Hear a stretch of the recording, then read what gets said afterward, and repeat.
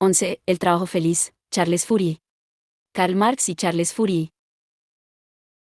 Cuando se habla de trabajo en la primera mitad del siglo XIX, cuando se buscan figuras del trabajo que destaquen por su rotundidad, su ambición propositiva y retórica y la indesmayable cualidad de mantenerse como un referente, más o menos explícito, de toda una saga de lenguajes del trabajo de la contemporaneidad, no se puede obviar la cita con Charles Fourier.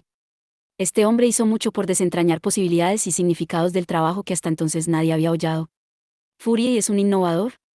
Fue mente extravagante que, precisamente por su extravagancia, pudo adentrarse en territorios vedados y ocultos a la mayoría de los mortales de su tiempo, desplegando un derroche de creatividad y recursos abrumadores de pluma. Lo mucho que hay de utopismo en la idea de nuestro autor siempre parece estar en función de la posibilidad de escrutar, a fondo, las nuevas realidades con las que configurar un sistema completo para un mundo radicalmente distinto. Trabajar con la utopía es, en su caso, concederse el grado extremo de libertad intelectual posible para descubrir y examinar un territorio desconocido, aparentemente indómito y salvaje, y ensayar la posibilidad revolucionaria de organización social que tal territorio propicia, precisamente por su carácter incólume y primordial. Fourier hace incómoda la posición del lector, no se le puede leer literalmente. Además de las dificultades que siempre plantea valorar la intención de un pensamiento utópico tan apabullante, es fácil preguntarse, ¿qué relación mantiene el autor con su texto? El lector tiene que hacer frente a una escritura que trabaja continuamente con la parodia y el neologismo. La parodia es en él un recurso privilegiado para poner el mundo al revés, utilizando las instituciones, los hábitos y costumbres del mundo civilizado, como elementos paródicos recargados de sustancia contracivilizatoria. 1. Mediante este recurso, las instituciones, los hábitos y costumbres de la civilización, familia, trabajo, religión, amor, comida, matrimonio, sexo, producción, lujo, moda, etc., cobran un sentido totalmente opuesto, manteniéndose y aun extremándose, a veces, sus apariencias, civilizadas, lo que agudiza la ironía. Por otra parte, Fourier aborda el nuevo mundo societario como un territorio alternativo que requiere para ser descrito y analizado un nuevo lenguaje que el autor no deja de prodigar mediante todo tipo de neologismos. Con este recurso, la textura puramente literaria de la obra fourierana se refuerza todavía más, lo que sin duda acentúa su carácter de utopía de papel 2. Nuestro autor dudó de la utilización que pudiera hacerse de sus escritos y, ciertamente, sus seguidores fourieristas tuvieron que forzarlos y adaptarlos para hacer con ellos un programa factible para el movimiento obrero de la época, en ocasiones ocultando alguna pieza más comprometida de sus pesquisas y, casi siempre, apartándose del fulgor original y turbador de las mismas. Teniendo en cuenta estas precauciones de lectura, Charles Fourier se nos mostrará como un consumado teórico del trabajo, pues fue capaz de proporcionarnos una de las figuras de referencia del trabajo de los tiempos modernos.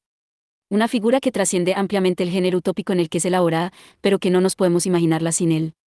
Para analizar el trabajo feliz, trabajo atrayente en palabras de Charles Fourier, será necesario reconstruir idealmente el itinerario que recorre el autor para que el trabajo sea precisamente así y para que este trabajo ocupe un lugar central en su alternativa contracivilizatoria, tanto en su dimensión individual como asociativa. La crítica de la civilización y el nuevo mundo industrial. Fourier es, a su manera, un hombre de sistema. Pertenece por entero a una generación que vivió la Revolución Francesa y que consideró que los tiempos posrevolucionarios eran tiempos bien de restauración, bien de refundación completa de un mundo que había padecido una crisis universal y definitiva. 3. Podemos leer su obra como la minuciosa elaboración de un nuevo universo civilizatorio que pudiera suplantar al que se había hundido, con trágicos estertores, en los años convulsos de la Revolución 4. Para nuestro autor está arrasado un mundo y dejaba abiertas todas las posibilidades imaginables para pergeñar los rasgos definitivos de lo que debería sustituirlo. En esta atmósfera conmocionada y esperanzada, hace el retrato de la civilización que desaparece irremediablemente, y lo hace de modo y manera que el negativo de la imagen, mediante una iluminación paródica, deje traslucir el positivo. Civilización es desorden. Es completo desorden, material, psicológico, moral, intelectual y político. La crítica de Fourier abarca desde la pobreza generalizada del capitalismo hasta las fórmulas de gobierno, sean estas despóticas, parlamentarias o republicano-democráticas. 5. La pobreza, estigma económico de la civilización, es una consecuencia de la ineficiencia y del despilfarro de los métodos de producción y de consumo propios del capitalismo individualista y egoísta. La vida económica civilizada se caracteriza por la fragmentación, morcellement, el rasgo opuesto a lo que será una economía societaria. Unidades básicas de producción fragmentadas en talleres, granjas o empresas familiares, lo que provoca un enorme desperdicio de esfuerzos y capacidades. La familia, en tanto unidad básica de consumo, limita poderosamente la capacidad consumista de sus miembros, y no solo por los efectos de una economía que crea subconsumo para las clases trabajadoras, sino por ser la familia, por sí misma, una unidad absolutamente disfuncional para el consumo potencialmente diversificado y limitado, cuando éste es factible. Por otra parte, la familia, como unidad de servicios, crianza, educación, cuidado, alimentación, vestido, recreación, replica ilimitadamente la dispensación y gestión fragmentadas de tales servicios, redundando en el despilfarro del capital humano y económico de la sociedad en su conjunto y contribuyendo, necesariamente, a la limitación y pésima calidad de tales servicios. En la esfera productiva, los métodos de producción son anárquicos e incontrolados. Las unidades autónomas de fabricación imposibilitan el desarrollo de algún tipo de autocontrol de la producción por parte de los fabricantes, lo que se resuelve en plétoras industriales. En estas condiciones, la desocupación y la subocupación son crónicas. La concurrencia más cruda es una causa principal de la degeneración de la calidad de los productos fabricados, siendo una característica de la economía de la civilización el pésimo perfil que presenta la satisfacción de necesidades, tanto básicas como de lujo, para la gran mayoría de los ciudadanos. Por último, se extiende furia y sobre las altas cotas de parasitismo propias de la civilización. Parásitos domésticos, parásitos sociales, parásitos accesorios, conforman la clasificación primaria de su cuadro de las clases improductivas en civilización. 6. Mujeres, niños y sirvientes, fuerzas ingentes desperdiciadas, sometidas e infelices, del parasitismo doméstico, solo explicable, en sus cualidades y extensión, por ser la familia la institución fundamental del régimen de civilización. Soldados, marinos, funcionarios del gobierno y la mayoría de comerciantes y agentes del transporte, parásitos sociales que solo encuentran su justificación en un régimen que alienta la confrontación entre pueblos y comunidades, en una economía plagada de intermediarios voraces e inútiles, en una forma periclitada de organización social en la que los gobiernos son un requisito de fuerza y poder, necesarios por el carácter intrínsecamente conflictivo e injusto de aquellas 7. Finalmente, los parásitos accesorios, ricos y pobres ociosos. En los primeros el ocio y la inutilidad social es signo y parte de su prepotencia injustificada, en los segundos la pereza, la vagancia y la limosna formas miserables de vida superflua. La pobreza es la civilización en su vertiente de desgracia e infelicidad material. El matrimonio y la familia son la civilización en su aspecto de coacción emocional y moral, son las instituciones en las que se revela, de manera privilegiada, el rasgo más oculto y definitivo del régimen civilizado, la represión sistemática de las inclinaciones instintivas del ser humano y, en consecuencia, la violentación y consiguiente perversión de su entera dotación pasional. La familia no solo es, como hemos visto, una institución completamente disfuncional, ineficiente y derrochadora en materia de producción, consumo y prestación de servicios. Es, también, guerra doméstica, un régimen de dominio y dependencias que tiene por objeto arrojar las pasiones humanas más básicas, y hacerlo de manera harto grosera y diferencial.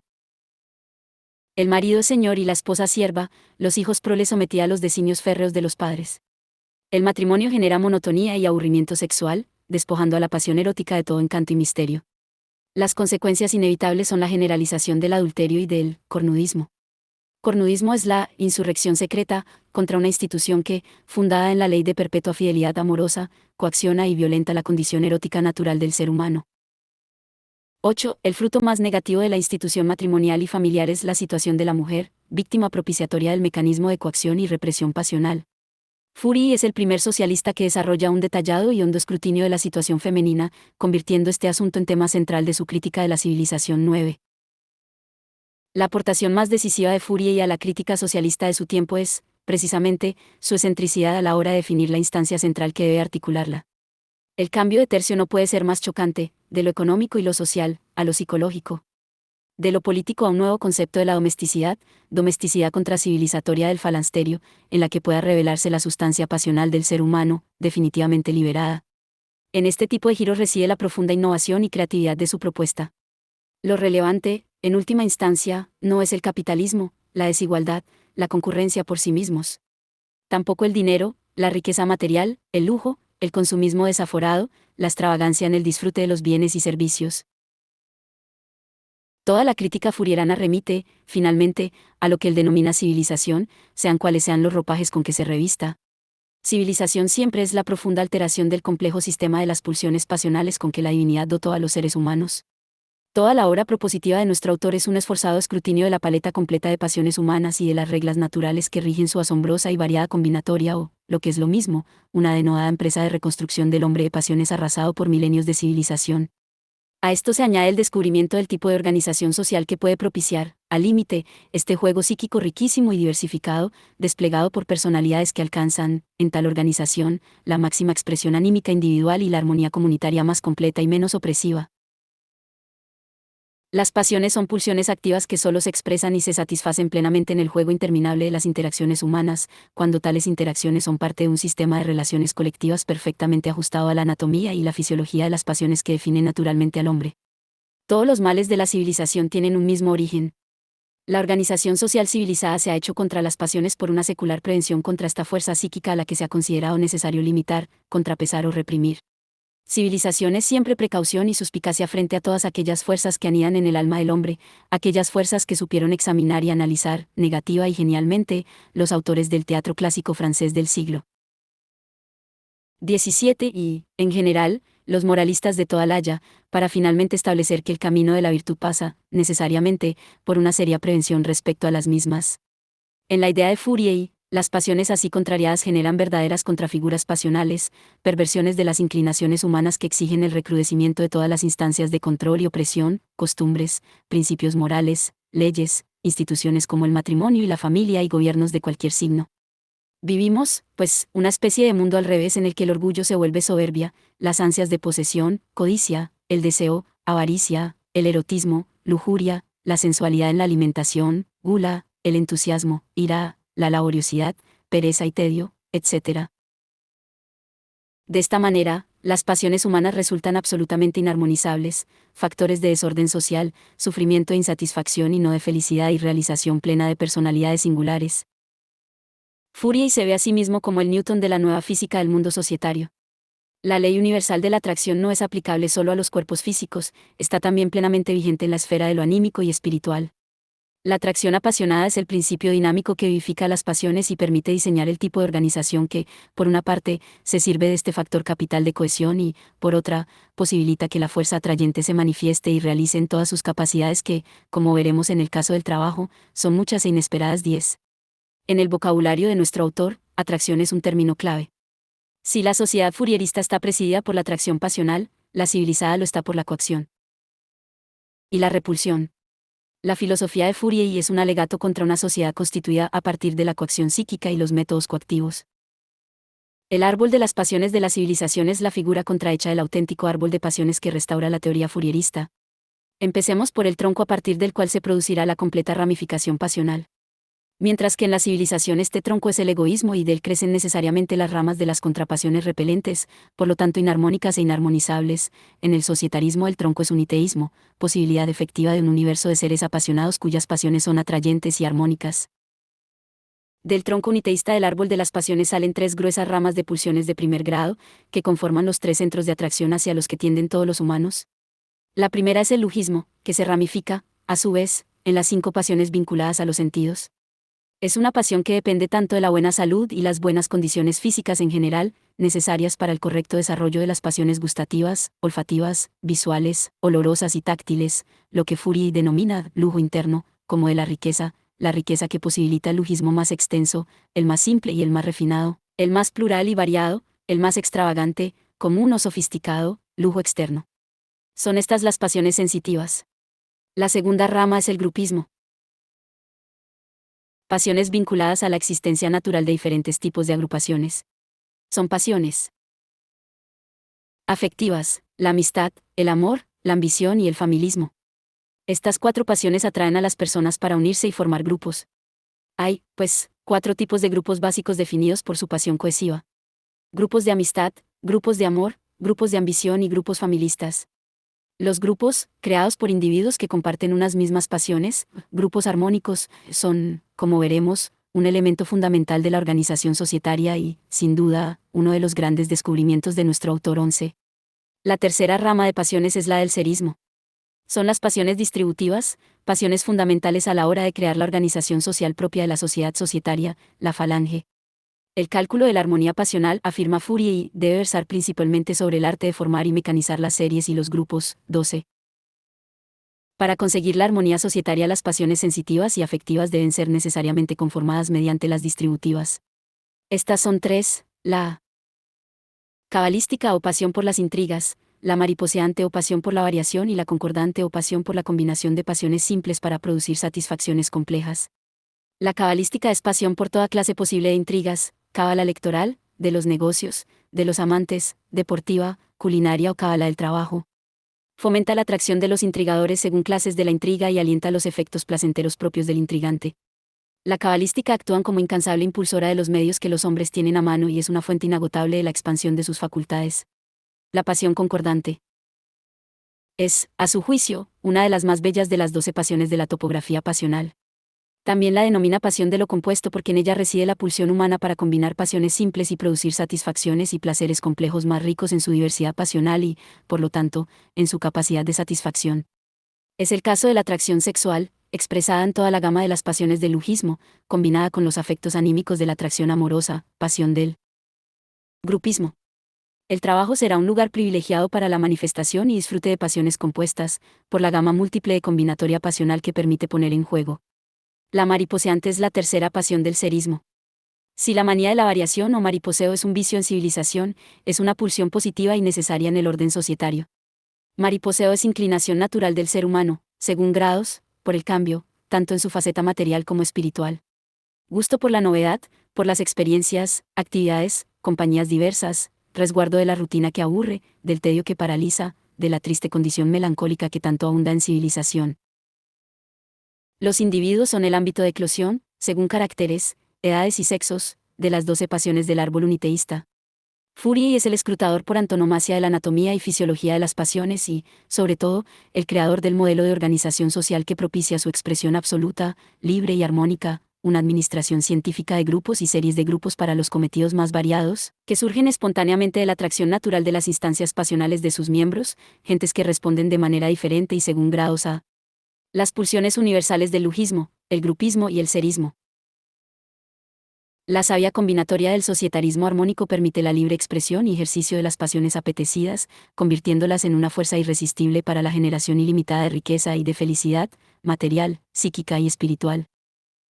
La organización societaria se concreta en la unidad básica de la falange, que habita el falansterio. Una asociación suficientemente numerosa de gentes para que integre toda la variada gama de tipos pasionales posible. 13. La falange tiene cometidos laborales en agricultura e industria, debiendo integrar en sus filas un reducido número de capitalistas, científicos y artistas. Un consejo de regencia vela por el reparto de las ganancias de la comuna mediante un doble sistema de retribución. Todo miembro del falansterio recibe un ingreso mínimo garantizado que cubre una condición de suficiencia. Existe, además, la retribución proporcionada a la participación individual en la riqueza creada, según el tipo de trabajo de los grupos y las series, así como la que paga la aplicación de las facultades del talento y el arte y los intereses de los capitales libremente invertidos en la comuna. 14. La disposición arquitectónica del falansterio despierta todo el interés proyectista de Fourier y con el objetivo de que la disposición de los espacios y de las formas sea lo más congruente posible con la sustancia apasionada de sus habitantes y las actividades de los grupos y las series. Frente a la arquitectura fragmentaria, limitada y opresiva de la civilización, divergente respecto al lujismo, grupismo y serismo, los sucesivos y detallados proyectos de nuestro autor son el intento de crear la nueva arquitectura funcional de armonía. 15. El ideario educativo del falansterio es la otra cara de la educación represiva de la civilización. Una educación de plena autorrealización que se resume en la potenciación de las facultades físicas, afectivas e intelectuales con especial insistencia en la capacidad para los placeres sensuales, preferentemente compuestos, y el amor. La convivencia es la propia de una forma de vida asociativa en la que la asociación potencia la individualidad. Societarismo es unitarismo que supera la fragmentación familiar y de las unidades de producción civilizadas y, por eso mismo, hace tremendamente eficiente la producción y el consumo de bienes, así como la prestación de servicios fundamentales. 16. Se evita así todo tipo de reduplicaciones y se hacen superfluas las instancias represivas que necesariamente generan las instituciones erigidas sobre la fragmentación, el egoísmo y la dominación. La organización familiar es sustituida por formas nuevas de grupos de convivencia muy sensibles a las pasiones del serismo, caso de la mariposeante. Aparecen formas más o menos estables, o muy accidentales, de parejas de todo tipo, sin prevenciones y restricciones en la mezcla de edades y sexos.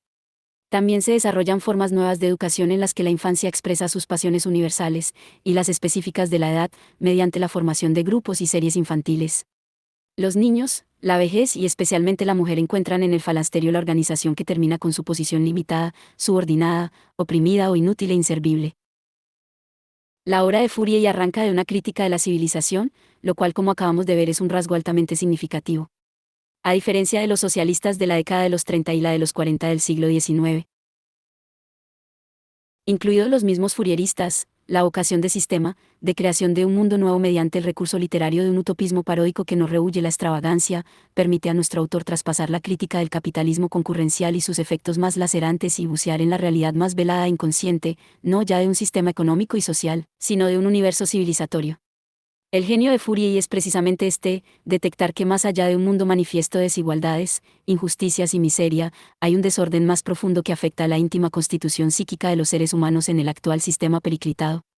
Poco se lograría erradicando la pobreza material y gobernando las sociedades no ya con los métodos represivos de los gobiernos despóticos, sino con fórmulas representativas de corte republicano democrático. Por debajo de las formas más visibles y afrentosas de la limitación, el sufrimiento, la violencia y la dominación, permanece el sustrato psíquico del ser humano, que nadie se había esforzado en escrutar, a no ser de manera superficial y llena de prevenciones, y al que nadie de los críticos sociales parecía conceder relevancia.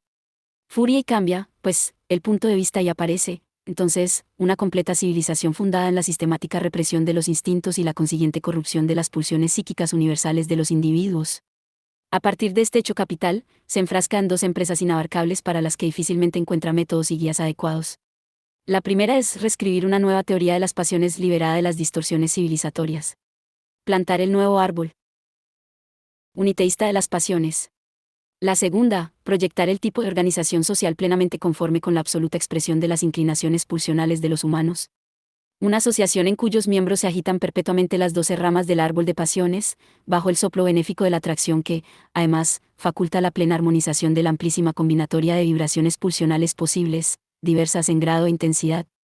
Desde esta novedosa perspectiva crítica, Fourier es un teórico de las bondades y la necesidad de la desigualdad y de la diversidad en sus más variadas manifestaciones. Un decidido fustigador de la organización social igualitaria y uniformista, por ejemplo, comunista, en la que siempre ve una continuación, por otros medios, de la infelicidad civilizada. Si se nos permite decirlo así, Fourier es la voz de una rara especie de socialismo hedonista y dionisíaco, que tiene como uno de sus rasgos más característicos la honda prevención frente al lenguaje, tan socialista, de la igualdad. El mundo al revés de la nueva armonía es examinado según recursos literarios y léxicos de resonancias pantagruélicas, que encuentran en algunas esferas privilegiadas de lo humano, explotadas de manera intensiva, la pertinente muestra, el caso más sugerente 17. Destacan en su obra 3, la gastronomía, que en armonía es gastrosofía. El amor libre del nuevo mundo amoroso, y el trabajo transmutado en trabajo atrayente. La gastrosofía es el saber gastronómico del falansterio, en el que se superan absolutamente las graves limitaciones del comer civilizado.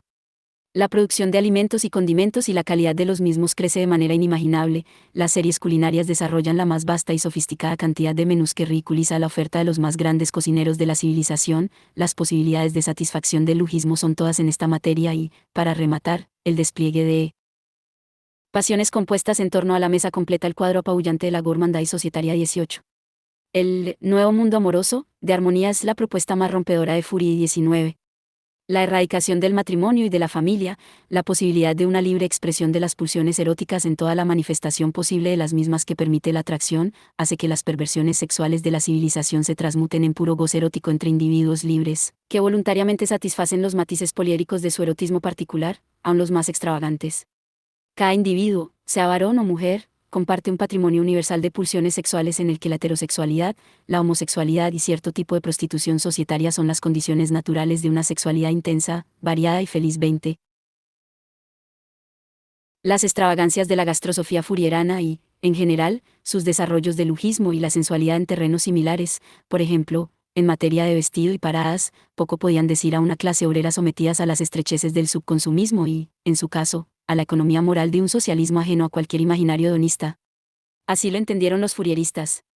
Por su parte, las explosivas ideas en materia de sexualidad tendrán que esperar más de un siglo para ver la luz.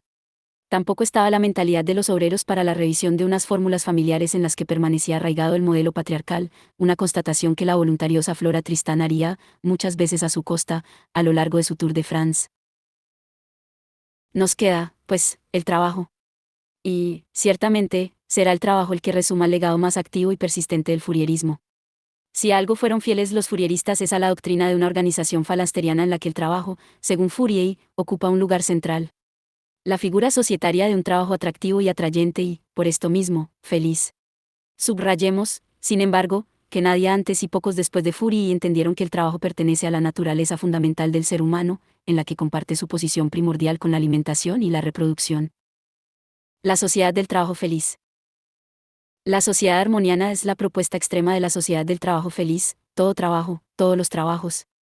El nuevo mundo industrial es, por encima de todo, un mundo de trabajo, caracterizado por un desaforado activismo laboral.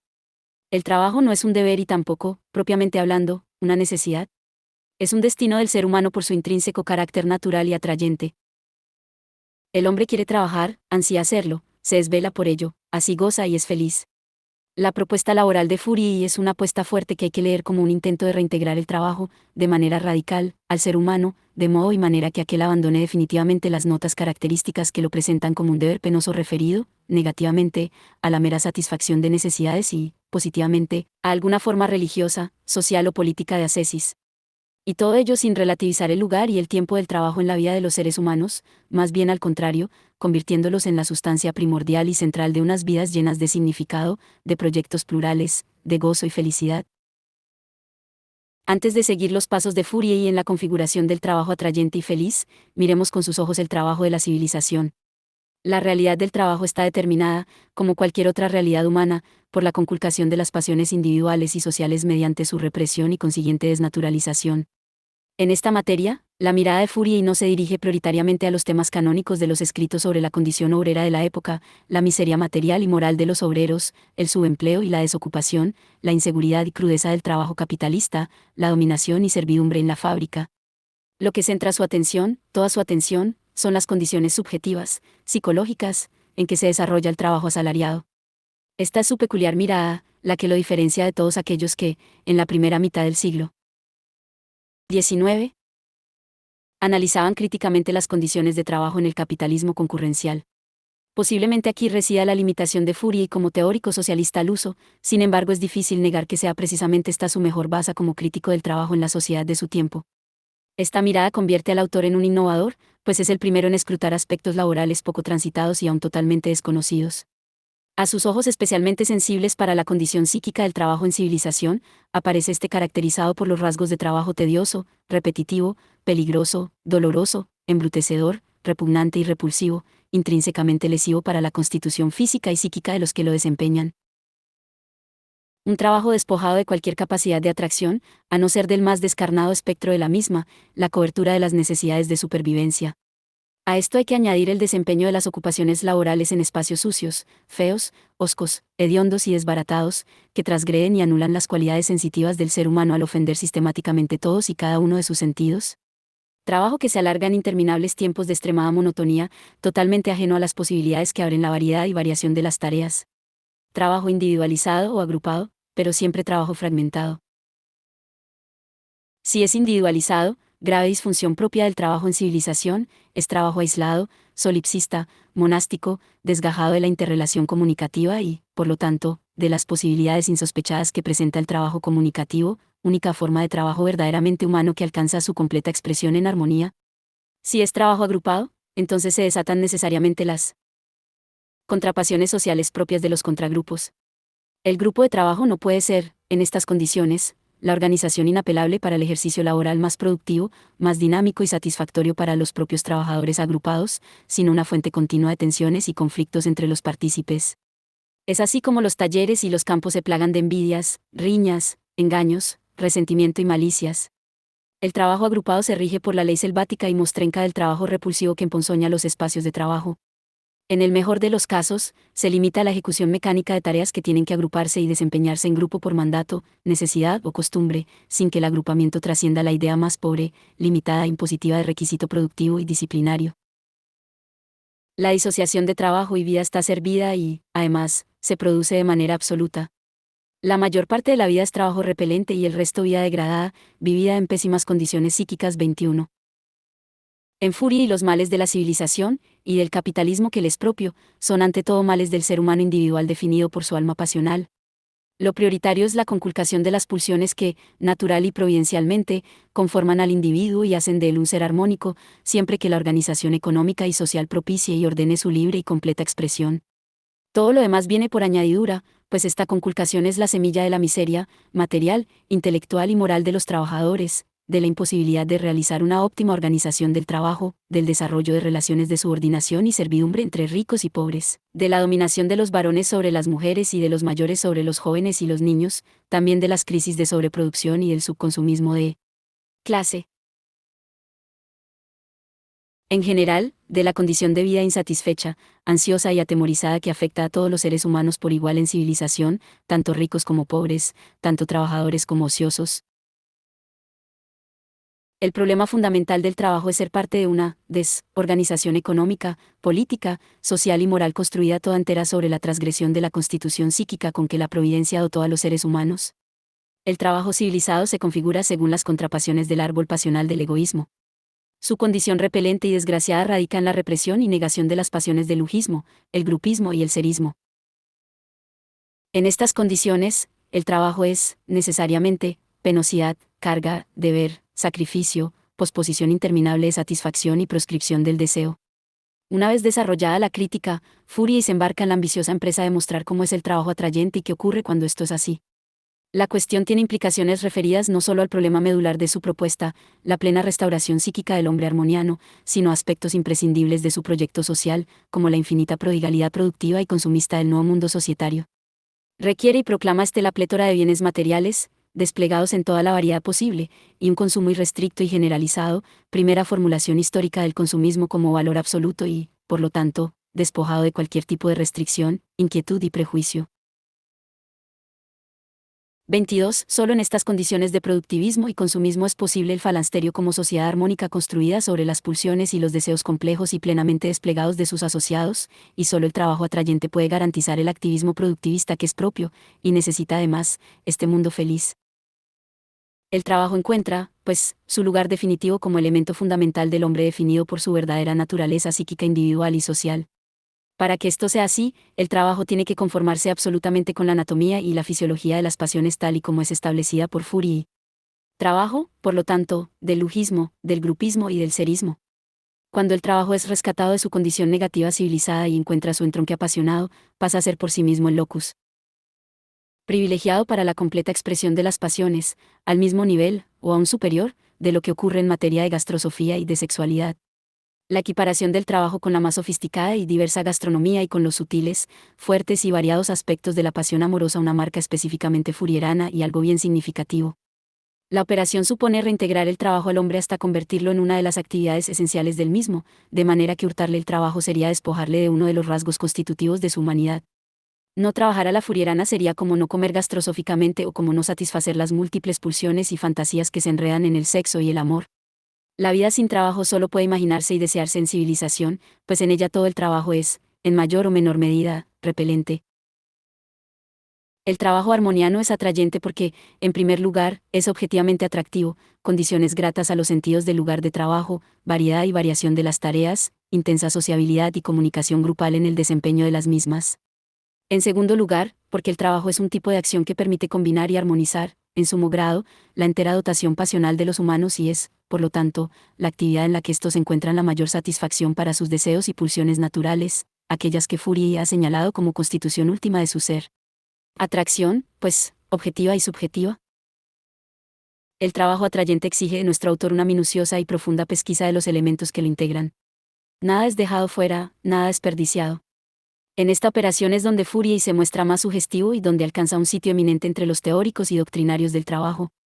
La parte más común de su empeño, la relativamente más fácil por obvia, es aquella que intenta rescatar el trabajo para el lujismo buscando hacer el trabajo deseable para los sentidos 23. Aún en este aspecto Fourier no renuncia a un punto de demasía y extravagancia, propios de su genio literario.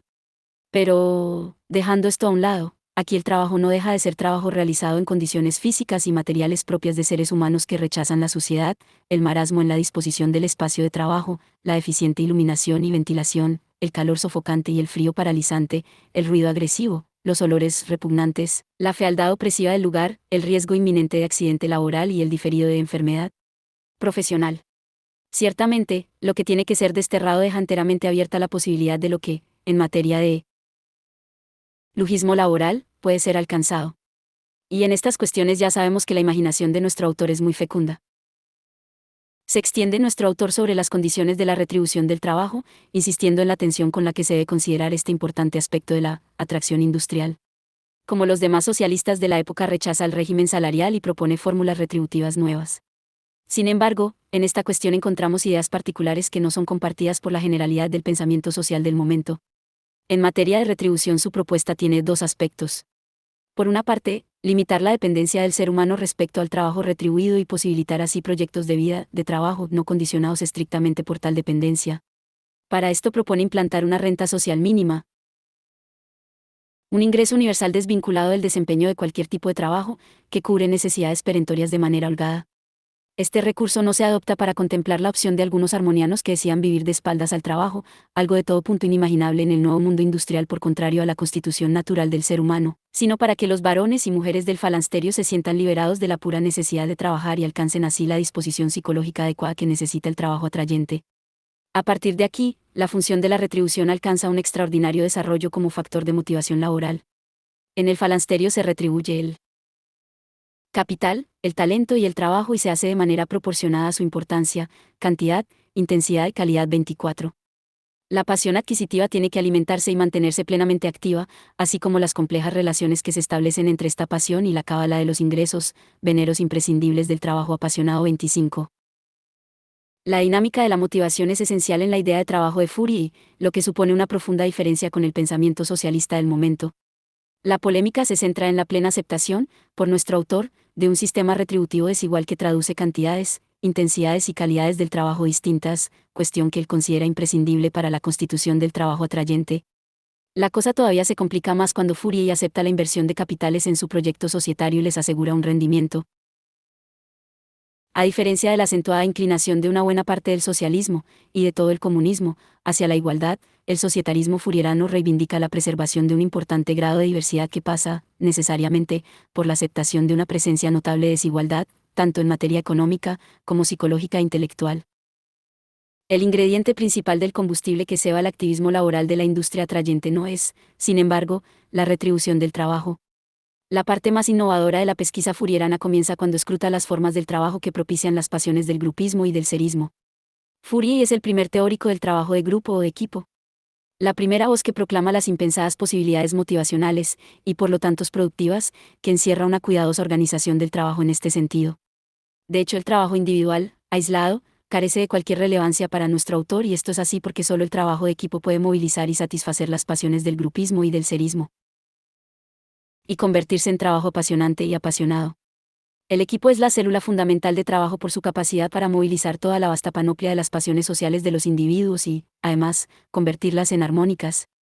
Por otra parte, el equipo de trabajo es el arma productiva perfectamente adecuada a una sociedad de la abundancia, que exige, por lo tanto, la organización del trabajo más acorde con una altísima producción y productividad. El trabajo de las series industriales se concibe con una capacidad productiva apabullante. Una serie industrial está formada por varios grupos de trabajo que están organizados de acuerdo con una estructura ternaria, uno o más grupos centrales de la serie y otros grupos modulados hacia sus extremos. En el lenguaje de nuestro autor estos últimos suelen denominarse alerones y alas ascendentes y descendentes. La serie se forma por la unión de trabajadores que comparten una misma pasión productiva, por ejemplo, el cultivo y producción de un tipo específico de fruta. Los grupos de la serie se forman y traban mediante la libre expresión de las pasiones del grupismo. Por afinidades en la pasión afectiva dominante de sus miembros, amistad, amor o familismo. La estructura ternaria interna de cada serie industrial es favorecida para generar e intensificar un grado funcional e intenso de desequilibrios y cohesiones entre sus grupos constituyentes. Se alcanza así la máxima expresión del juego y la tensión pasional dentro de la propia serie y se explotan sus múltiples aspectos benéficos, alianzas y rivalidades de los grupos, colaboración y competencia entre ellos, exaltación del orgullo de pertenencia al grupo y a la serie. Además, la estructura ternaria de la serie facilita, mediante sus grupos más extremos, más allá del alerón ascendente, está el grupo o grupos de la vanguardia, y del descendente, y la retaguardia, el establecimiento de relaciones apasionadas con otras series industriales, transmitiéndose así la relación apasionada entre las diversas series industriales que tienen distintos cometidos, hasta conformar una especie de malla general de la atracción. industrial que cubre todo el espacio productivo y de servicios del falansterio. 26. Si las pasiones del grupismo son determinantes para la libre constitución de los grupos de trabajo y para su cohesión afectiva interna, las pasiones del serismo determinan el funcionamiento general de las series de grupos o series industriales. La pasión mariposeante es responsable de la organización del trabajo en sesiones de tiempo reducido. El motivo es doble. La pasión por la variedad y variación, considerada como universal por nuestro autor, hace que la atención concentrada, la intensidad de la vivencia y el activismo laboral solo puedan sostenerse durante un tiempo limitado. Solo las tareas de corta duración pueden ser trabajo atrayente, pues solo con esta determinación temporal puede cobrar plena vida el trabajo apasionado.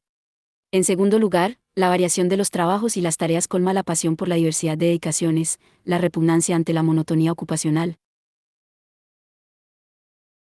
27. También es una exigencia de la inclinación a la diversidad de pertenencias a posibles grupos de trabajo y series industriales. Mariposear es experimentar el mayor número de vivencias posibles en materia de trabajo, el tipo de satisfacciones ligadas a la sociabilidad en el trabajo y a la multiplicidad de experiencias ocupacionales. El trabajador del nuevo mundo industrial es, pues, un denodado campeón de los trabajos. Su agenda conforma una jornada pautada por los breves periodos de ejercicio de las diferentes ocupaciones a las que le lleva su particular gusto, interés o manía. Vibran en ellas las cuerdas de su instrumento pasional por simpatía con el complejo y contrastado concierto de los grupos y de las series, siguiendo una partitura con continuos cambios de melodía y toda ella plagada de irresistibles disonancias. 28. La pasión cabalística alcanza un desarrollo peculiar e intenso en la organización del trabajo de equipo.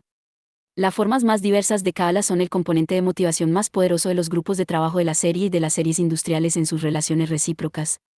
Por una parte, hace de los grupos unidades de un dinamismo laboral inusitado. Por otra, genera una particular afición exaltada al trabajo de grupo, que se desborda en una poderosa motivación laboral que rebasa absolutamente aquella otra referida a la satisfacción de necesidades y placeres materiales, a la mera pasión adquisitiva. La cabalística es el fundamento de las rivalidades y las coaliciones entre los grupos de la serie y entre las series. Es fuente de la competencia, de la contienda, del espíritu de emulación, combate y confrontación. La cabalística hace del trabajo una actividad en la que se mezclan el juego, el espíritu deportivo, la pertenencia de equipo y la rivalidad militar, sin despreciar dosis estimulantes de furia. 29. También es fuente de los acuerdos duraderos o meramente estratégicos y ocasionales, de la formación de múltiples bloques coaligados para la concurrencia universal. La cábala es la pasión del amor propio del grupo de trabajo y de la serie industrial, por lo tanto del orgullo de equipo, de la necesidad ilimitada de superar a los demás grupos en la cantidad, calidad e intensidad del trabajo y obras realizados. 30. La idea de trabajo de furia y se concreta, pues, en la preocupación por las condiciones ambientales del espacio laboral en su concepto más amplio, en la absolutamente innovadora atención a las posibilidades del trabajo de equipo y en el análisis de los variados mecanismos psicológicos que esta organización del trabajo requiere y promueve. Todo ello referido a un tipo de trabajador al que la riqueza de su dotación pasional y la satisfacción de sus pulsiones hace extremadamente propenso a la laboriosidad, plenamente abierto a la diversificación ocupacional, y muy sensible respecto a la variación de las tareas y a la participación en múltiples equipos de trabajo. Hay una notable dosis de psicología industrial en el discurso céntrico de Fourier. Para lo que en estas páginas interesa, hay un intento, todo lo literario que se quiera, de escrutar la constitución psíquica del trabajador y las posibilidades psicológicas del trabajo. La ambición de la empresa cobra su estatura cuando comparamos la tentativa de Fourier con el ambicioso proyecto de psicologización del trabajador y del trabajo que llevaron a cabo los círculos intelectuales del mercantilismo tardío y los filósofos y economistas de la Ilustración. La figura del trabajo animado fue construida para rescatar el trabajo del abrazo sofocante de la utilidad de la pobreza y de la predilección por el ocio, que ahogaban cualquier posibilidad de desarrollar un principio viable de laboriosidad anclado en el sujeto trabajador. En esta empresa era necesario, como sabemos, dotar de psique al ser humano que trabaja y hacer del propio trabajo una actividad que, a pesar de todas sus limitaciones y desgracias, pudiera abrirse a la motivación subjetiva.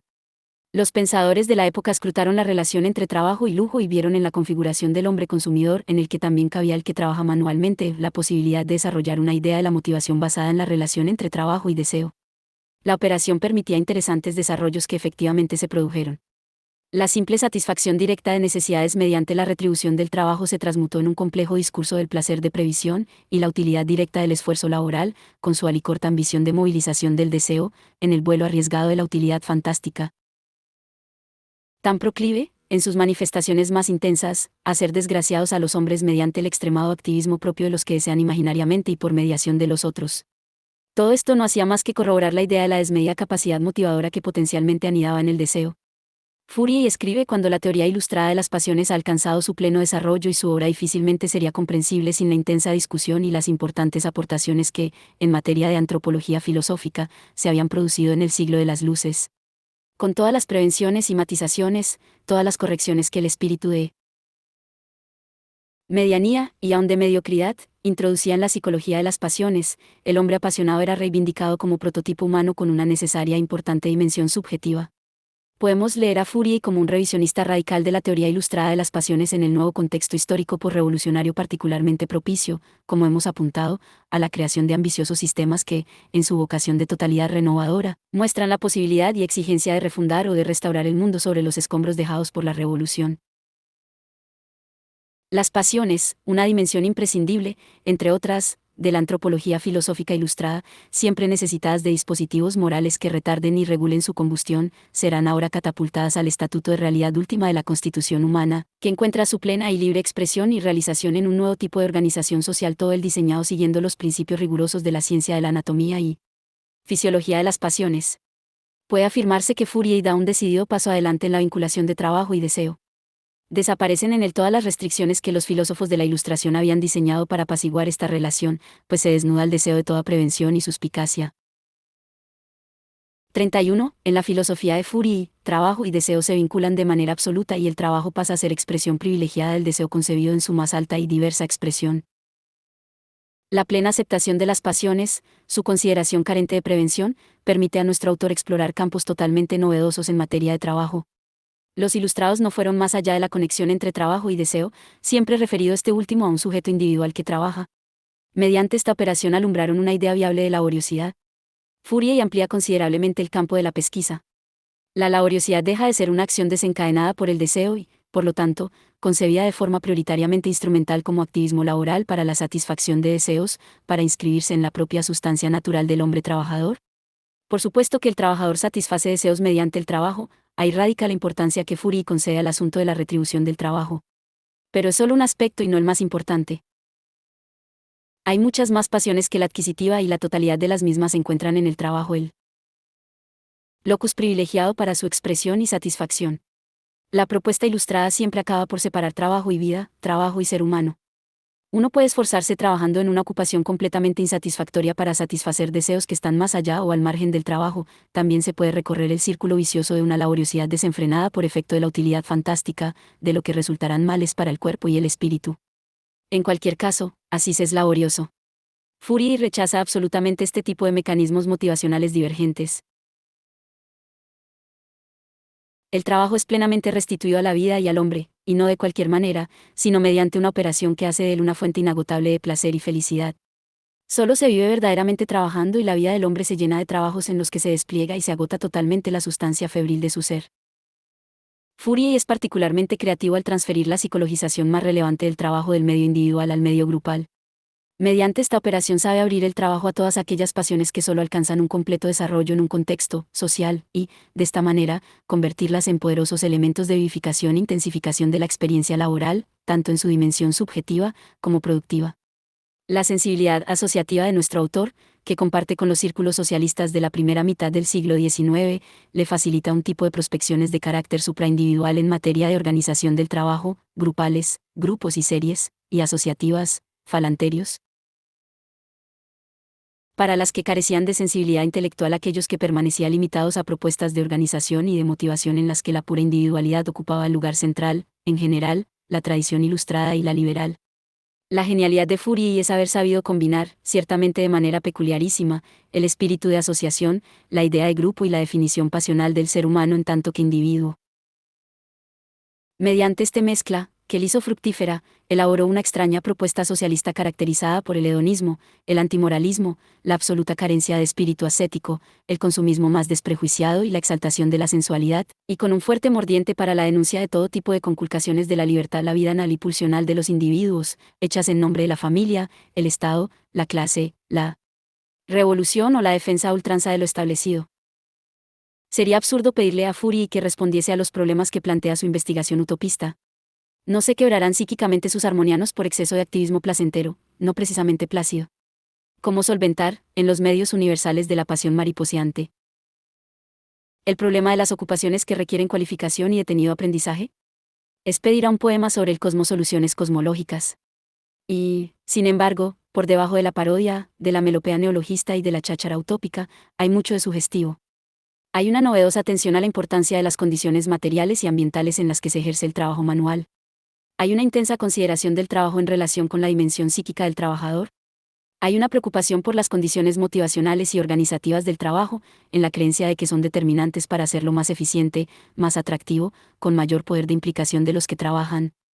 Hay un rechazo absoluto del trabajo reducido a penosidad, abjuración radical del tripalium. También un esfuerzo para ensayar una propuesta del trabajo absolutamente ajena al principio de deber y totalmente preservada de cualquier clase de ética del trabajo. Hay, finalmente, una encendida reivindicación del trabajo como parte sustancial del ser humano, y de la necesidad de tomarlo totalmente en serio precisamente en tanto que trabajo. Fourier y el Fourierismo. Los últimos años de vida de Charles Fourier coinciden con el arranque en Francia del movimiento de la Asociación Obrera y, en general, del movimiento obrero francés. En el contexto de la decepción por la Revolución de 1830 y de las insurrecciones y huelgas obreras de los primeros años de esta década, se articulan sectores minoritarios de trabajadores que conforman lenguajes y organizaciones de clase, a partir de la larga y rica memoria histórica de asociacionismo de oficio y de la variada gama de discursos críticos que circulaban, ya relativamente formalizados, en los medios avisados.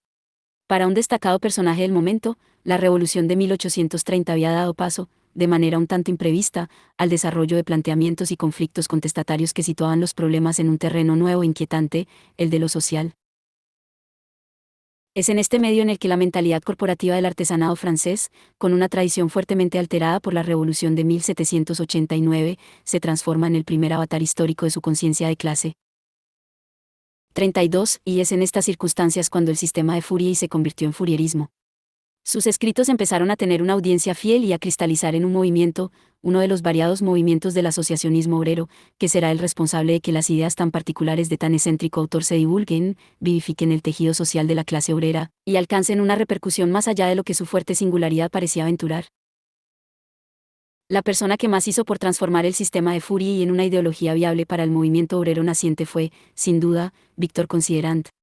Tan solo resumiremos, en unas breves pinceladas, en qué consistió esta adaptación, que se perdió y que se conservó en el proceso. El cometido de este apartado no es otro que examinar la proyección de la idea fourierana y fourierista del trabajo feliz hasta el límite de la mitad del siglo XIX.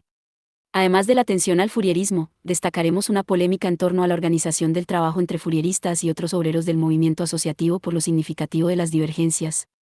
Por último, terminaremos con un examen del eco que la idea de trabajo feliz tiene en Marx, para reforzar la idea de la influencia, no siempre manifiesta, del discurso del trabajo de Fourier y del fourierismo. Victor Considerant, y el conjunto del fourierismo, llevan a cabo una importante labor de reducción. Destilan aquellos elementos del sistema universal de Fourier que mejor pueden convertirse en componentes teóricos y prácticos de una nueva ideología asociativa. Podemos sintetizar esta operación en la afirmación de que todo el ambicioso proyecto de Fourier queda reducido a la organización del trabajo, a su idea central, pero no única, de industria atrayente. Se preserva así la idea del trabajo atrayente, y por lo tanto feliz, y la intensa preocupación por la organización de la emulación y las rivalidades de los grupos y de las series industriales, esto es, la centralidad de la pasión cabalística. En materia de industria y el desarrollo de su dinámica necesariamente grupal. También se preserva la peculiar forma de asociación obrera, el falansterio, que, frente a otros modelos asociativos del momento, presenta un grado de integración de los miembros mucho más extenso y completo, aunque alejado de lo que esto significaba en el proyecto original. Entre las correcciones de la idea primigenia, podemos destacar el abandono del tono literario propio del maestro, sus extravagancias paródicas y su manía neologista y clasificatoria. Además, desaparecen aquellos elementos cosmológicos y teosóficos presentes en su obra. 33. Por otra parte, ya hemos apuntado que será una característica del fourierismo la voluntaria veladura de las teorías gastrosóficas y amorosas de Fourier. También una importante limitación de sus innovadores desarrollos en torno a la crítica de la familia patriarcal, dispositivo central de una civilización caracterizada por la fragmentación de lo doméstico y el papel subordinado de la mujer. Esta desarboladura del sistema fourierano acompañada de algunos desarrollos, específicamente fourieristas, que completan o matizan las tesis del maestro. Destaquemos, entre ellos, la interesante distinción entre asociación y comunidad 34, el desarrollo de una idea pospolítica de democracia directa 35, y el principio de la moderación universal, que contrasta con la decidida defensa por Fourier de una especie de filosofía de la manía, y el exceso en todos los campos posibles, y que podemos leer, por lo tanto, como una muy significativa corrección contemporizadora, que pretende quitar hierro a una cuestión difícilmente digerible en los círculos obreros. 36. En la década de los 40, el trabajo feliz del fourierismo se debate con otras propuestas en la disputa sobre la organización del trabajo. En el contexto general de los discursos de la emancipación obrera, entre los que podemos incluir el fourierista, la polémica surge de inmediato entre los seguidores de Fourier y los de Bouchez, tal y como recogen las páginas de Le Atelier. La discusión merece una breve atención, pues ilumina derivas bien distintas en la crítica del trabajo. El hedonismo laboral del fourierismo es un fin en sí mismo de la organización del trabajo y nada se habrá hecho, en materia de liberalización y progreso, sin esta redención absoluta del trabajo. Los atelieristas representan aquella opción, con presencia en otros círculos socialistas emancipacionistas, según la cual el trabajo es el alma de la asociación, y solo puede serlo como trabajo esforzado de los nuevos campeones del trabajo, aquellos trabajadores que edifican un nuevo mundo como quien civiliza, mediante su esfuerzo y desvelo, territorios salvajes por caóticos. Hay, pues, ascética del trabajo en la forma de la renuncia y abnegación que exige la empresa de emancipación obrera. Hay remoralización del trabajo, y ética del trabajo, al servicio de un proyecto de refundación económica y social. Los destacables que, en este discurso de la emancipación, los trabajadores son definidos, ya hemos insistido en ello, como sujetos morales que, en las condiciones de la explotación capitalista, mantienen íntegra, y necesitan, la dotación de virtudes, fuerza psíquica y moral y valores de excelencia, que exige el proyecto asociativo. En este contexto, el trabajo no tiene por qué perder las condiciones tradicionales de exigencia, esfuerzo y penosidad, aunque obren en un nuevo medio en el que se recargan de un novedoso significado que insufla sentido al trabajo y recio carácter al trabajador. Como en el fourierismo, hay aquí centralidad del trabajo y trabajo cargado de sentido y significado. Pero esto nada tiene que ver con la idea del trabajo atrayente y feliz, solo concebible y posible, por otra parte, en los nuevos medios de la asociación societaria de los armonianos. El fourierismo da a luz el trabajo feliz e irresistible mediante la radical psicologización del trabajador y de la asociación, lo que termina por reducir al ser humano a la dimensión unívoca de un ser de pasiones. Los atelieristas, y aquellos doctrinarios de la asociación que podríamos situar bajo el rótulo de socialistas ascéticos, lo cifran todo, o casi todo, en la conformación de una clase autoconsciente que se ve a sí misma como la flecha del progreso, dotada no solo de la ideología, sino del patrimonio moral que explica y garantiza la fuerza y la velocidad de su movimiento. Hay aquí un lugar central para el sufrimiento y el sacrificio, hay una idea de trabajo cargada de deberes y responsabilidades. 37. Se manifiestan, pues, de manera palmaria, dos concepciones bien diferentes del trabajo en las ideologías del asociacionismo. Dos líneas de fuerza que atravesarán las concepciones críticas del trabajo más diversas, posteriores a la época que ahora nos ocupa. Lo que ahora toca destacar es que si la tradición del trabajo como ascesis tiene un larguísimo recorrido previo, su confrontación con la idea del trabajo feliz es plenamente contemporánea, siempre que entendamos, como hacen los fourieristas, que la felicidad está referida prioritariamente no a algún tipo de sujeto colectivo, sino a la propia e irreemplazable persona del trabajador, a su cuerpo y a su espíritu. Karl Marx y Charles Fourier. Vamos a terminar con el anunciado examen de la relación entre Fourier y Marx. Un asunto más bien velado que sí, por una parte, nos habla de la sombra alargada del inventor del trabajo feliz es, por otra, una manifestación del núcleo, un tanto vergonzante, de utopismo que hay en el marxismo. La huella de un significativo diálogo con Fourier está presente en los textos de juventud de Marx y Engels.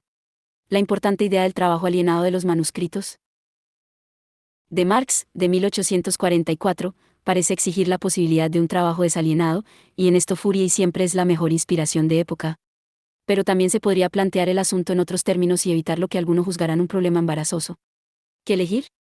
Asumir la inexcusabilidad del trabajo, su papel inapelable para la plena realización humana, lo que significaría elaborar una idea del trabajo para la sociedad comunista, o, por el contrario, abandonar el combate por el trabajo, tan embarazoso, considerar a este en buena medida irrecuperable, y esperar su progresivo debilitamiento, su progresiva pérdida de importancia en la vida de los seres humanos en un nuevo mundo de gentes plenamente realizadas. En el primer caso, ¿será feliz el trabajo desalienado? La aproximación de los estudiosos del marxismo a la idea del trabajo de Marx, cuando han intentado ver que hay más allá del trabajo de la plusvalía capitalista, se puede resumir en dos tendencias principales. Dos tendencias que se enfrentaron en una larga polémica, muy característica de la década de los 60 y la de los 70 del siglo pasado, hoy abandonada, pero que resulta ilustrativa para lo que en estas páginas nos interesa. Unos defendían la opción marciana de un trabajo inexcusable para la realización de la persona, un trabajo realmente humano y liberado de toda carga de alienación. Esta idea sería un elemento imprescindible de su crítica del capitalismo y del esbozo de lo que pueda ser una sociedad comunista.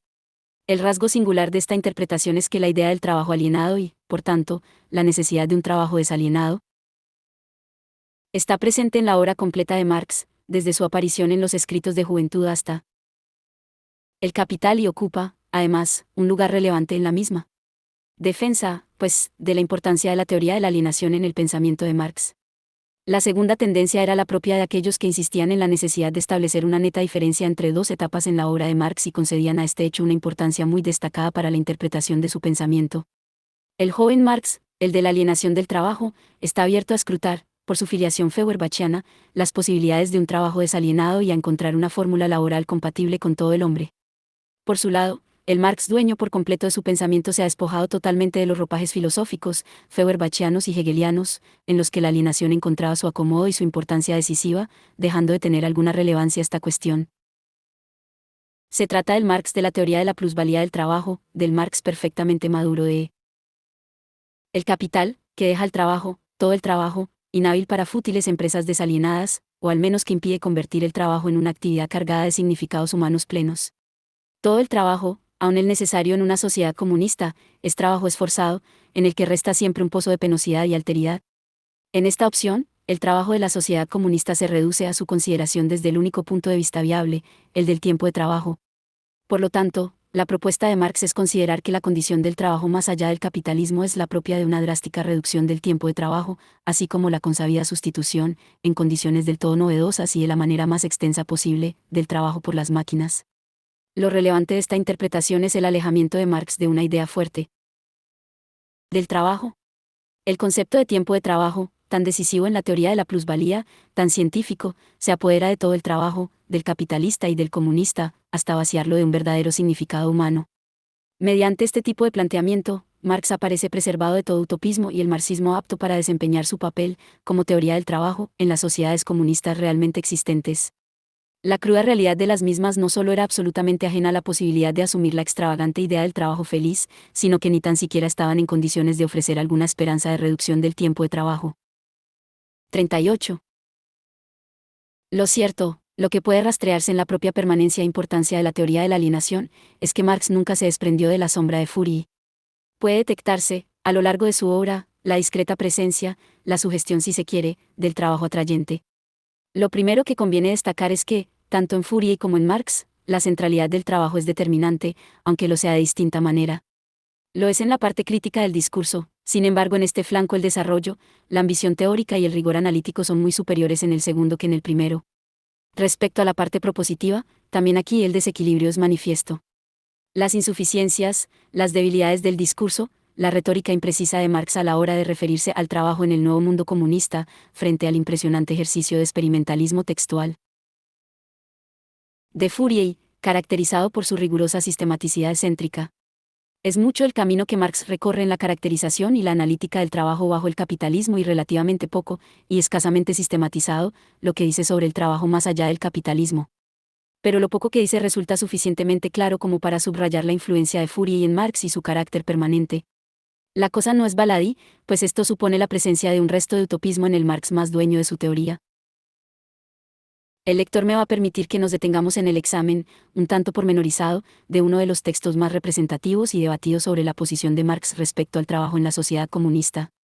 Esto supone rebasar el marco cronológico de esta investigación, pero admitámoslo como necesario para establecer el vínculo entre el científico alemán y el utopista francés.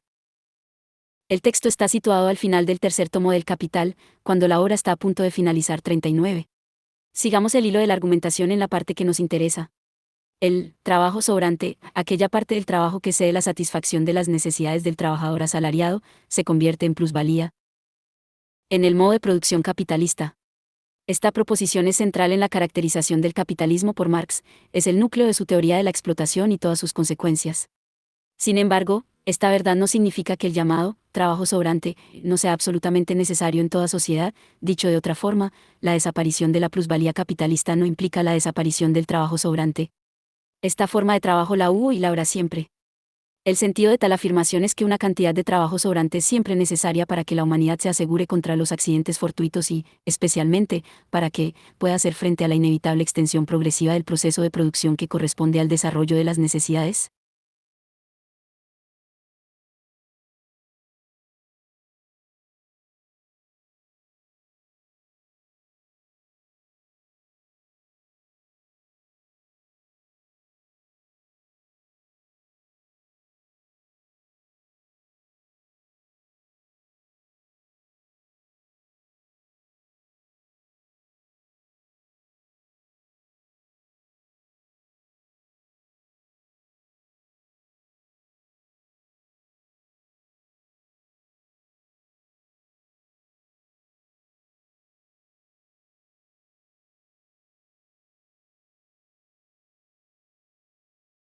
Por lo tanto, sin trabajo sobrante no puede haber satisfacción de las necesidades en una sociedad comunista, precisamente caracterizada por una extensión y una ampliación totalmente desconocida de las necesidades 40.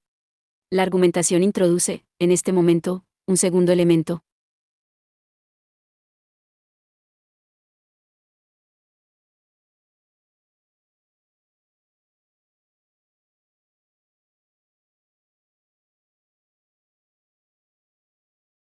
La productividad del trabajo en la economía comunista hace posible que una cantidad grande de trabajo sobrante pueda conseguirse con jornadas de trabajo reducidas. Por lo tanto, la riqueza real de la sociedad y la posibilidad de ampliar constantemente su proceso de reproducción no depende, pues, de la duración del trabajo sobrante, sino de su productividad. Acto seguido entra Marx en la cuestión que aquí nos interesa, en lo que vamos a denominar tesis de los dos reinos 41. El trabajo del reino de la necesidad, trabajo sobrante necesario de la sociedad comunista es, si se me permite la expresión, la peculiar, necesaria y justa, plusvalía, propia del comunismo. Hay inexcusablemente trabajo que va más allá de la satisfacción de las necesidades personales del trabajador, por lo tanto hay trabajo sobrante. En este sentido, el comunismo es una sociedad del trabajo, en la peculiar acepción que supone afirmar que la sociedad comunista es, como todas, sociedad de trabajo sobrante y, por lo tanto, de trabajo extenso, y este trabajo necesario no tiene por qué ser, en absoluto, meramente trabajo feliz, redimido de sus notas de esfuerzo y penosidad. Estamos en el reino del trabajo necesario.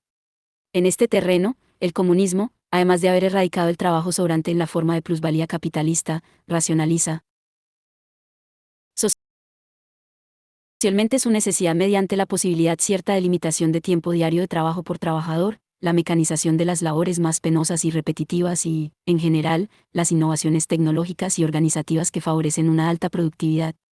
Pero, en materia de idea marciana del trabajo las cosas no acaban aquí. Más allá del trabajo sobrante necesario hay un reino de la libertad del trabajo, reino humano por excelencia, el reino del trabajo en todo acorde con la autorrealización humana. Desaparece ahora el trabajo sobrante, necesidad, la fuente de la riqueza comunista que emana continua y abundante de un tiempo de trabajo limitado por trabajador, y aparece en todo su esplendor el vasto mundo de un impreciso trabajo libre, enteramente al servicio de la plena expresión y realización de las diferentes cualidades y dimensiones de los seres humanos 42. La doctrina de los dos reinos integra dos aproximaciones al trabajo que operan con códigos epistemológicos bien distintos. En el reino de la necesidad, Marx se desenvuelve en los límites de lo prospectivo. Hay una anticipación predictiva de las condiciones del trabajo comunista, que cumple con los requisitos teóricos de su teoría de la plusvalía y del trabajo en el capitalismo. Marx no abandona los rigores de la economía política clásica. Por este camino, el trabajo de la sociedad comunista va hasta donde puede ir. Deja atrás la explotación, las duras jornadas, el trabajo siempre tedioso por largo y rutinario, la excesiva peligrosidad del puesto y el lugar de trabajo, etc., pero asume el trabajo de alguna forma impuesto, o autoimpuesto, con condiciones, ciertamente suavizadas pero inexcusables, de esfuerzo, control y disciplina. Por el contrario, en el reino de la libertad, Marx vuelve al utopismo que nunca abandonó, al dibujo, accidental e impreciso, de un trabajo atrayente, atractivo y feliz por libre y perfectamente acorde con lo humano. Podríamos pensar, pues el bosquejo del trabajo del reino de la libertad es muy impreciso y meramente sugerente, que trabajo y ser humano se vuelven a fundir de tal manera que no es fácil saber dónde acaba y dónde empieza el trabajo. Una indefinición que es rasgo distintivo de todas aquellas ideologías que buscan volver a integrar muy estrechamente trabajo y vida, hasta fundirlos en un todo en el que el trabajo pierde una gran parte o toda su especificidad productiva. Una manera de abordar el problema que dista mucho de la forma en que lo hace Fourier. Volvamos, ahora, con luces renovadas, a la relación entre Marx y Fourier. Marx nunca se situó en un terreno intelectual totalmente a resguardo del utopismo. Nunca dio este paso. Los vínculos de Marx y Engels con Fourier, y con el socialismo utópico, son sutiles, desde luego más sutiles de lo que podríamos pensar con una lectura poco precavida de su crítica del pensamiento utópico, y alcanzan una importante significación, no solo para interpretar a los maestros fundadores, sino el marxismo posterior 43. En esta relación Fourier es el despertador de la idea del trabajo atrayente y feliz y de la necesidad de un modelo de organización social que efectivamente redima el trabajo manual de sus notas negativas para agraparlo, absolutamente, a la autorrealización humana 44. Un referente imprescindible del trabajo poscapitalista y, si se quiere, de la desalienación del trabajo, por utilizar términos marxistas. Lo significativo no es en qué medida Marx asume a Fourier o las diferencias que hay entre la concepción del trabajo en la sociedad futura de uno y otro. Lo destacable es la necesidad marxiana de conservar siempre, de manera más o menos consciente, un punto de utopismo. La mezcla de espíritu científico, propio de un economista político clásico, y de permanentes flashes de utopismo, son una característica importante de su obra, aunque efectivamente el primer espíritu de la misma describa un vuelo mucho más extenso, consciente y manifiesto que el segundo. Posiblemente esta combinación haga la obra de Marx muy atractiva y operativa para cometidos marxistas de movilización política, también para alentar y justificar proyectos de organización económica, política y social implosivos y, en ocasiones, arrasadores. También ciertamente la lastra al hacer de ella una especie de híbrido epistemológico sorprendente en el que no solo se combinan filosofía y economía, historia e historicismo, sino también análisis y utopismo. Hay algo más, y acabamos. La más bien amorfa elaboración por Marx de la idea de trabajo desalienado deja traslucir, en sí misma, otra importante semilla fourierana. De donde le viene a nuestro autor la necesidad de introducir en el trabajo desalienado una imprescindible nota de autorrealización personal, por tanto con plena relevancia individual y, en buena parte, ajena a planteamientos revolucionarios estrictamente comunitaristas o estatalistas? Donde anclar la autorrealización activa, 45. De la persona, siempre referida por Marx a dimensiones de lo humano totalmente alejadas de cualquier forma, contundente o sutil, de ascética laboral u ocupacional? No es esta una cuestión que alcance relevancia extraordinaria en los discursos previos del trabajo, desde luego no en la idea ilustrada del trabajo, pero tampoco en corrientes tales como la profesión determinada, el socialismo asociacionista y, en general, otras corrientes socialistas preocupadas por el trabajo, tales como el comunismo cabetiano, el sansimonismo y el owenismo. El contenido utópico del trabajo desalienado marciano nunca desatenderá esta dimensión que, sin embargo, se perderá, o perderá toda relevancia, hay sobradas muestras de ello, en la mayor parte del marxismo teórico y práctico posterior, siempre proclive a desaguarse en las variadas formas de una especie de socialismo ascético y cada vez más ajeno a una consideración subjetiva del trabajador, a su relevancia como persona.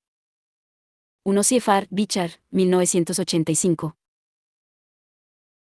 2. La literatura utópica de Fourier añade a la parodia y el neologismo la manía por las clasificaciones, el cálculo, complicados cálculos de las series pasionales, y lo que Barthes llama, la imaginación del detalle. Todos estos recursos acentúan el carácter que su obra tiene de artefacto. Según nuestra apreciación, es precisamente este carácter el que se convierte en un poderoso aliado para potenciar su mirada escrutadora, capaz de revelar, de manera harto creativa, aspectos posibles de las realidades cotidianas ocultos para mentes más positivistas. Barthes, 1997. 3. Charles Fourier nació en 1772 y murió en 1837. La generación de autores posrevolucionarios creadores de sistemas universales está bien representada tanto a la izquierda como a la derecha. A ella pertenecen los ultracatólicos Louis de Bonald y Joseph de Maistre, los socialistas, Saint-Simon y el propio Fourier y otros pensadores como el romántico neocatólico Pierre-Simon Ballanche. La ambición sistemática de la filosofía de Hegel pertenecería a esta misma atmósfera intelectual posrevolucionaria, C.F.R. Benicio, 1984 y Bichar, 1986, pp. 71 y ss. 4. Charles Fourier compartirá con muchos de los pensadores posrevolucionarios un rechazo radical de la Revolución Francesa, fenómeno cataclismático que ven definido por la violencia, la crueldad, la ruptura de cualquier principio de orden y legalidad. Una valoración que comparte, a la izquierda, con Saint-Simon, C.F.R. Bowles, 1960. 5. Robert Bowles, 1960, ofrece un análisis de la crítica fourierana al eslogan revolucionario, igualdad, libertad y fraternidad. Fourier es de la opinión de que la igualdad y la fraternidad, tal como las entiende el republicanismo, son difícilmente compatibles con la idea de la libertad que él defiende.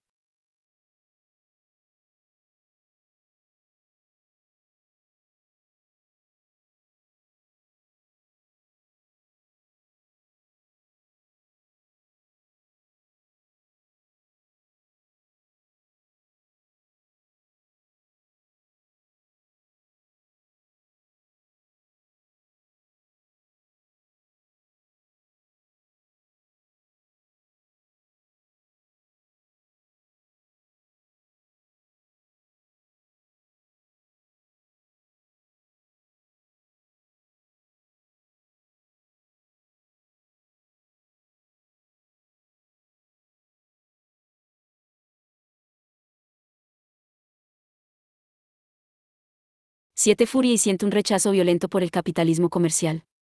El principal villano de la civilización es el comerciante. En último extremo, la pobreza de la civilización se origina no tanto en la esfera de la producción, sino principalmente en la del cambio.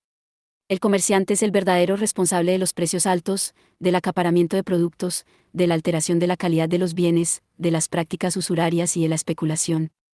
Nuestro autor escribe muy mediatizado todavía por el capitalismo comercial, así como por la relevancia indiscutible del sector agrario o, al menos, de la economía rural, industria rural doméstica incluida.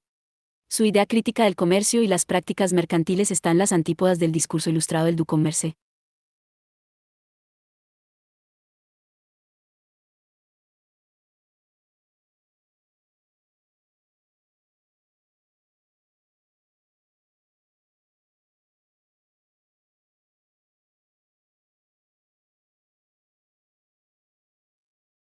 Seis La clasificación del parasitismo en civilización, en Tratado de la Asociación Doméstica Agrícola, de 1822. 7 Furia y siente un rechazo violento por el capitalismo comercial. El principal villano de la civilización es el comerciante. En último extremo, la pobreza de la civilización se origina no tanto en la esfera de la producción, sino principalmente en la del cambio. El comerciante es el verdadero responsable de los precios altos, del acaparamiento de productos, de la alteración de la calidad de los bienes, de las prácticas usurarias y de la especulación. Nuestro autor escribe muy mediatizado todavía por el capitalismo comercial, así como por la relevancia indiscutible del sector agrario o, al menos, de la economía rural, industria rural doméstica incluida. Su idea crítica del comercio y las prácticas mercantiles están en las antípodas del discurso ilustrado del Du Commerce. 8. Un ejemplo del genio clasificatorio y satírico de Fourier es el de las clases de cornudismo. En el mundo podemos distinguir 9 grados de cornudos, ya sea entre hombres o entre mujeres. Me limitaré a citar las 3 clases más distintas, a saber, el cornudo, el corneta y el cornudazo. Pasa después a una definición pormenorizada de cada una de ellas. En nota, añade, el cuadro completo contiene 64 especies progresivamente distribuidas en clases, órdenes y géneros, desde el cornudo en ciernes hasta el cornudo póstumo. Aquí solo he escrito 3 especies, pues sobre este tema, como sobre tantos otros, quiero sondear algunos desarrollos que convendría integrar en el tratado. Teoría de los 4 movimientos, p. 161.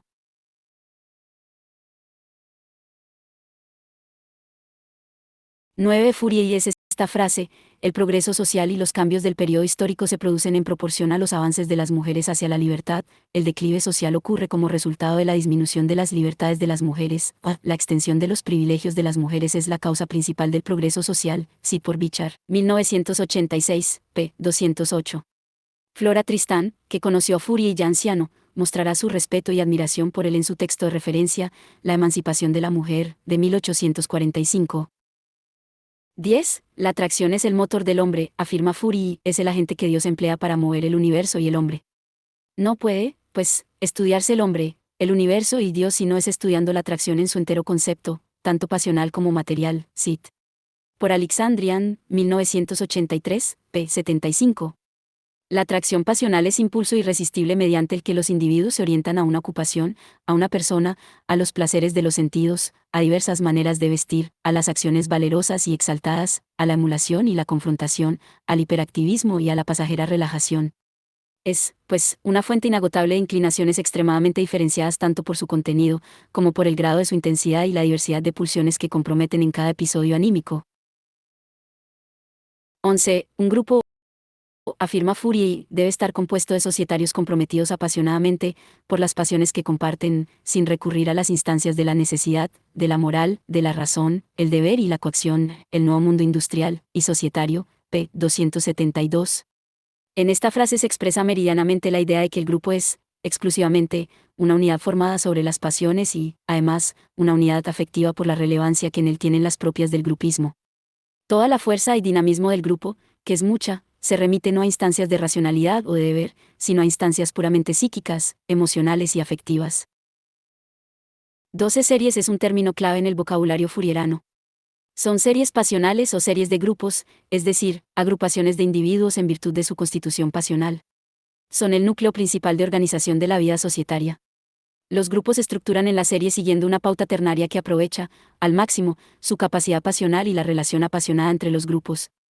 Más adelante volveremos sobre esto. 13. Se reunirán 1500 o 600 personas con una desigualdad graduada de fortunas, edades y caracteres, de conocimientos teóricos y prácticos. Se procurará en esta reunión la mayor variedad posible, pues cuanta más variedad haya en las pasiones y facultades de los societarios, más fácil será armonizarlos. Fourier, Text Choices, p. 136. 14. El régimen salarial se ha eliminado del falansterio. Es una forma de retribución propia de la civilización que es totalmente contradictoria con la nueva sociedad de pasiones, no pudiendo armonizarse con la libre expresión de estas en toda su fuerza creativa. El espíritu de propiedad es la palanca más potente que se conoce para electrizar a los civilizados. Se puede estimar, sin exagerar, en el doble el trabajo de un propietario, comparado con el trabajo de un asalariado. Cada día podemos comprobar la verdad de este hecho. Los obreros, de una lentitud y torpeza llamativas cuando trabajan por un salario, se convierten en campeones de diligencia cuando trabajan por su cuenta. Se debe, pues, como primera cuestión de economía política, estudiar la transformación de todos los asalariados en propietarios copartícipes o asociados, y videm. pp. 138 a 139.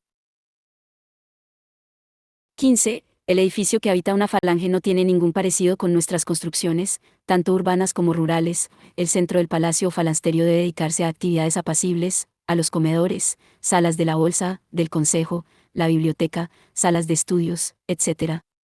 En el centro está situado el templo, la torre de órdenes, el telégrafo, las palomas mensajeras, el carillón de ceremonias, el observatorio, el patio de invierno rodeado de plantas resinosas y situado detrás del patio de parada. Una de las salas reunirá todos los talleres ruidosos, como carpintería, forja, trabajos con martillo. También albergará todas las actividades industriales de los niños, que son comúnmente muy ruidosos tanto en sus ocupaciones industriales como musicales, y videm, p. 136. Planos y descripciones más detalladas en El nuevo mundo industrial y societario. pp. 155 a 162. 16. La sociedad societaria es una sociedad en la que prevalece el trabajo productivo. Hay mucha riqueza y mucho consumo porque hay mucho trabajo productivo y poco trabajo improductivo. Esto es así porque la organización falansteriana rompe con el trabajo parcelado y reduplicado de la civilización y, por lo tanto, reduce considerablemente la población dedicada a trabajos improductivos útiles. Por ejemplo, los servicios básicos de cuidado propios de la familia civilizada y, más en concreto, de la mujer, pasan todos ellos a ser servicios comunitarios cubiertos por el falansterio. Son, pues, unificados y dejan libres las manos y los talentos femeninos para el trabajo productivo y atrayente, y videm, p. 41. 17. La caracterización pantagruélica de ciertos recursos utilizados por Fourier es apuntada por J. Bichard, 1985, p. 132. 18. La gastronomía, ciencia aparentemente frívola, se convierte en armonía, afirma Fourier, en una ciencia de alta política social, la gastrosofía. Veamos una reflexión del autor en torno a las series de los ensaladistas. Para mostrar las implicaciones insospechadas de la gastrosofía, la falange cultiva varias clases de ensaladas y recibe cada día otras clases de sus vecinos. Puede suministrar 7 clases de ensalada, que sazonadas cada una de 7 u 8 maneras para satisfacer todos los gustos, forman medio centenar de ensaladas diferenciadas en calidad y preparación. Si se quiere, por una ilusión de economía, reducirlas a 3 en lugar de 50, todo el mecanismo de la atracción industrial se viene abajo. Se acabaron los debates cabalísticos sobre las cualidades y variantes del aliño, se acabaron las ligas para las subdivisiones parcelarias, que cultivan según métodos diversos y varían los sabores de las verduras y legumbres, se acabaron las rivalidades activas con las falanges vecinas, la emulación desaparece. La serie de los ensaladistas no tiene ya móviles, sus productos degeneran, sus trabajos son desdeñados, no se los puede sostener sino por la intervención de los que están adscritos a prestaciones personales. Costará más caro tener una mala ensalada que una opción entre 50 clases refinadas en calidades y aliño. La misma teoría se aplica a los coches y a cualquier otro objeto. El nuevo mundo industrial y societario, p. 307. 19. Nuestro autor escribió un tratado, inconcluso, sobre la peliaguda cuestión del amor en armonía, el nuevo mundo amoroso, 1818. Nunca se atrevió a dar a la imprenta esta parte de su obra. Sus discípulos furieristas corrieron un tupido velo sobre estas ideas, absolutamente inadmisibles en los medios obreros y, en general, sociales de su tiempo. Este texto solo vio la luz en una fecha tan tardía como 1967. 20. Los rascatalones son hombres a los que les gusta rascar y acariciar el talón de su amante. El bebé sentimental es un sexagenario que desea que le traten como un rapaz, quiere que la criadita le corrija azotándole suavemente sus patriarcales nalgas. El nuevo mundo amoroso, pp. 335, 334. El Angelicato, una de las múltiples parodias de Fury, es una serie de hermosísimas parejas que en armonía, por pura filantropía, se entregan sexualmente a todos los que las desean, con especial dedicación a gentes con defectos físicos y ancianos. El Angelicato está organizado en 3 grados de aprendizaje: el recorrido querúbico, en que se entregan durante todo un día a cada miembro del coro de los venerables; el recorrido seráfico, en el que la entrega es de varios días y se realiza indistintamente con los dos sexos; y el recorrido saídico, entrega a un coro de patriarcas, de gentes muy ancianas. Mediante estas series sexuales, la pasión afectiva del amor filantrópico hace que los desahuciados del sexo en civilización, por viejos, por disminuidos, encuentren su satisfacción. El lector puede imaginarse el honor y orgullo societarios que supone, en armonía, pertenecer, siempre de manera libre y más o menos constante, a las series del Angelicato. 21. El trabajo repelente está presidido por lo que Fury llama atracción divergente o falseada, la que está en desacuerdo con la industria y la intención. Es la situación en la que el obrero no se encuentra movido sino por la necesidad, la banalidad, o por consideraciones morales, sin alegría, sin gusto por su trabajo, sin entusiasmo indirecto, el que nace de un factor ajeno a la industria, en aquellos reducidos casos en los que está, por sí misma, está desprovista de una atracción especial. Este género de atracción, la divergente, inadmisible en las series apasionadas, es sin embargo el único que saben crear la política y la moral. Los civilizados aborrecen su industria, que es para ellos una alternativa de hambre o de aburrimiento, un suplicio en el que caminan a pasos lentos, con aire meditabundo y abatido. Toda atracción divergente constituye una repugnancia real, un estado en el que el hombre se impone, a su pesar, un suplicio. El orden societario es incompatible con la atracción divergente, de tal manera que, hasta en las ocupaciones más repugnantes como la limpieza de los albañales, deberá llegar por lo menos a la atracción indirecta, poner en juego unos móviles exentos de banalidad, unos impulsos nobles como el espíritu de cuerpo, el espíritu religioso, la amistad, filantropía, etc. Nuevo mundo industrial y societario, pp. 125 a 126. 22. El consumismo de Fourier está despojado de prevenciones de cualquier tipo, económicas, morales, religiosas y políticas. Una característica de su peculiar socialismo, totalmente ajeno a cualquier impronta ascética. El consumismo desprejuiciado de Fourier añade una sorprendente variante a la configuración moderna del hombre consumidor, tal y como la habían iniciado los apologistas del lujo en el siglo XVIII. Desaparecen, ahora, aquellas limitaciones con las que estos moderaron su teoría del consumo. Desaparece todo el discurso de la medianía. Se asume toda la carga implosiva de las utilidades fantásticas, despojadas de la melancolía y capacidad destructiva con que obran en civilización. Y tal y como fueron tematizadas, por vez primera, en las páginas de la teoría de los sentimientos morales de Adam Smith. 23. Las manufacturas no podrán provocar ninguna atracción si los talleres de la falange fueran de una sociedad repugnante como los nuestros que, por su exigüidad, no se prestan a las disposiciones de atractivo, de comodidad y a los móviles del entusiasmo. El lujo es el primer objetivo de la atracción, es su primera necesidad, por lo que es difícil que ésta nazca directamente en una industria de la que esté proscrito el lujo. Tal es el vicio de todos nuestros talleres civilizados, el nuevo mundo industrial y societario. p. 175. La vida es un largo suplicio para el que ejerce tareas sin atractivo. La moral nos ordena amar el trabajo, hagámoslo, pues, amable introduzcamos, primeramente, el lujo en los campos y talleres. La teoría de la industria atractiva no es otra cosa que una teoría de los placeres aplicada a la industria doméstica, agrícola y manufacturera. Cit por Alexandrian, 1983, pp. 82 a 83. 24. La forma principal de retribución es la participación de los trabajadores en la riqueza generada por su industria, algo que Fourier comparte con buena parte del asociacionismo productivo de su tiempo. Se trata de eliminar la atracción divergente del salario por la atracción directa del copropietario. 25. El incentivo de la ganancia que, en el asalariado civilizado, no suscita sino una atracción divergente, una especie de opción entre el hambre y el aburrimiento, será con frecuencia un móvil noble en la asociación. El orden societario sabrá compaginar los dos incentivos de la codicia y la gloria, el nuevo mundo industrial y societario, p. 126. 26. Si la secta, la serie industrial, está formada de un modo regular, como el que acabo de exponer, los grupos en su ordenamiento central, alas y alerones ascendentes y descendentes, vanguardia y retaguardia, contemplaremos alianzas entre las divisiones correspondientes. Así, el ala ascendente y el ala descendente se aliarán contra el centro de la secta y se pondrán de acuerdo para hacer prevalecer sus productos, en el ejemplo de Fourier, cultivo de peras de diferentes clases, a expensas de los del centro. Los dos alerones se aliarán entre sí y se coaligarán con el centro para luchar contra las dos alas. De este mecanismo resultará que cada uno de los grupos producirá a porfía magníficas frutas. Las mismas alianzas y rivalidades se producirán entre los diversos grupos de una misma división.